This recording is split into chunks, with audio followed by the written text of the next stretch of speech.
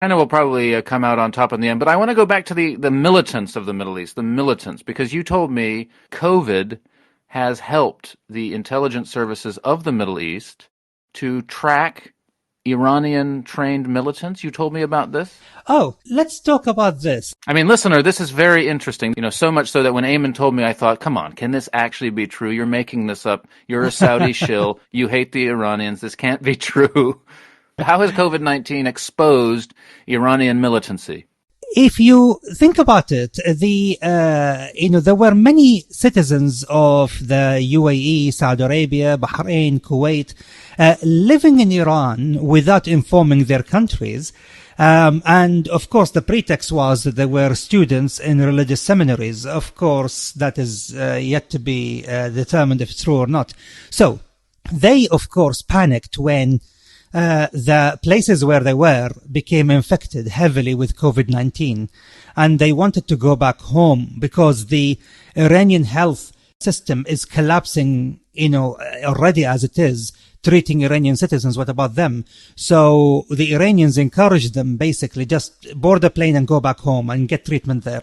Do not clog our system. How very loyal of the Iranians, huh?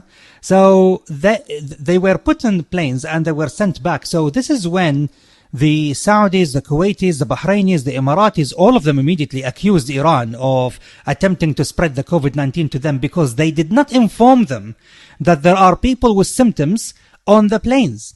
I see. So they were thinking it was like biological warfare or something. Almost.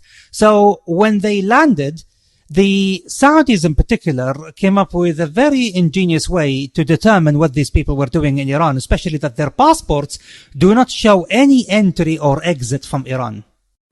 So already they're entering Iran under false pretext. They're not, Exactly. they don't want the authorities to know they're going there. Yeah. So what happened is when the Saudis were going to their homes, with the medical teams to test them for COVID-19, they were all already doing another kind of test. This test is called GSR for those in forensics. They know that this means gunshot residue. So gunshot residue means that if you have fired AK-47s or pistols or any kind of weapon, basically, in the past several weeks, there will be, residue on your hands. And there was a significant percentage in the 80% of those tested, even among females, who, coming back from Iran, tested positive for gunshot residue. They were telling them, we will just swap your hands, just to see for any, viral or bacterial infection in your skin. But in reality, they were looking at whether they shot weapons. And so the idea is, were you there for training?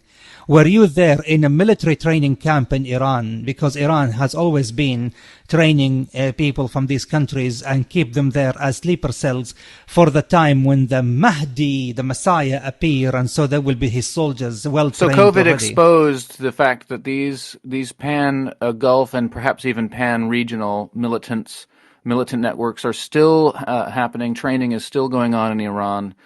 People are going to Iran and they're learning how to fire guns and how to be effective urban guerrilla militants, etc. That's still happening. Yeah, it's still happening, unfortunately, and COVID-19 exposed it. So you can bet everything that the relationship between Saudi Arabia and Iran, and of course, basically all the other Gulf countries, with the exception of Qatar, basically, and Oman, will be strained at the moment with Iran.